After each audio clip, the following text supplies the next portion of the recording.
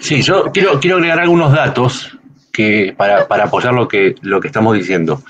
La realidad es que las encuestas en este momento son favorables a los republicanos para las elecciones de noviembre, y dentro del Partido Republicano, más después de la prueba de Iowa, indican que Trump tiene grandes posibilidades de convertirse en el próximo presidente. Las tiene. Eso es un dato de la realidad. Nos puede gustar o no Trump, o nos puede gustar o no Biden. Ahora bien, vamos a otras cuestiones. No se sabe qué puede llegar a ser Trump, porque es impredecible. Puede que mantenga su línea de no condena a Ucrania y recordar su amistad con Putin, o puede que se dé vuelta y decida terminar la guerra apoyando con todo Ucrania. No lo sabemos. Lo que sí sabemos, lo que sí tenemos como dato de la realidad es lo que ya hizo, porque si no sabemos lo que va a hacer, sabemos lo que ya hizo.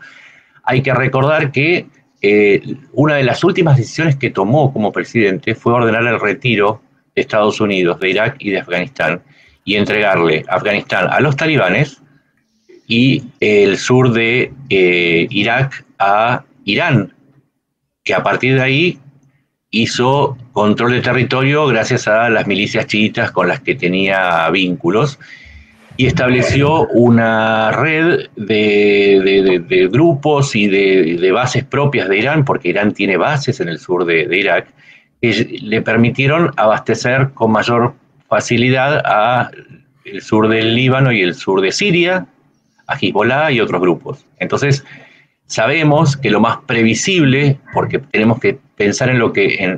tenemos que hacer previsiones, no especulaciones, es que si es el mismo Trump de siempre, va a retirarse. Si va a retirarse, y ahora voy a lo que decían antes, si va a retirarse, entonces lo más probable es que uno prevea que se retire de Ucrania, o sea, que quite el apoyo, más que nada porque los principales personajes de su entorno están a favor de una quita de recursos a Ucrania, cuando no un corte total.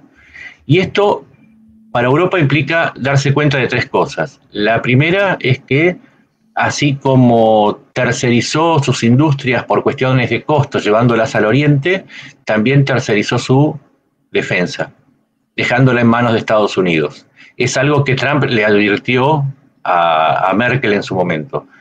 Sí. La segunda es que no tiene una coordinación en materia de defensa o en materia estratégica, sino que tiene un conjunto de países que tiene algunas cabezas visibles, desde la moderación exasperante de Alemania hasta lo combativo de Polonia y los países bálticos, el contorsionismo de Francia, lo directo de Gran Bretaña. Es decir, Europa hoy es un conjunto de buenas intenciones que le falta coordinación, y lo vemos en Medio Oriente. En Medio Oriente Europa hoy no figura sino como un aportante de buques en la coalición de 20 países, inclusive así Alemania y Francia son parte pero no son parte, o sea, no aceptan el liderazgo. Y ese es el tercer punto. Europa se dio cuenta de la adicción, así como había tercerizado su producción y tercerizó su defensa, también se dio cuenta que como cayó en la adicción del petróleo y el gas barato ruso, también cayó en la adicción del Daddy Yankee, que fue ceder su soberanía defensiva y estratégica en manos de un tutor que es Estados Unidos. Entonces se dio cuenta también que cometió errores, y me parece que la declaración de Van der Leyen lo que está buscando es justamente desandar ese camino, o por lo menos empezar a desandarlo. Por lo menos creo que habría que considerar que Occidente no es un monobloque, y más aún si ganara Trump y deserta de sus compromisos de seguridad colectiva, y entonces tendríamos dos bloques: un bloque europeo que está tratando de armar su propia personalidad en defensa, y un Estados Unidos aislacionista, concentrado en su frontera y más parecido a el que rigió durante el gobierno de los republicanos en el periodo que fue desde del fin de la Primera Guerra Mundial hasta la Segunda. Cierro con esto.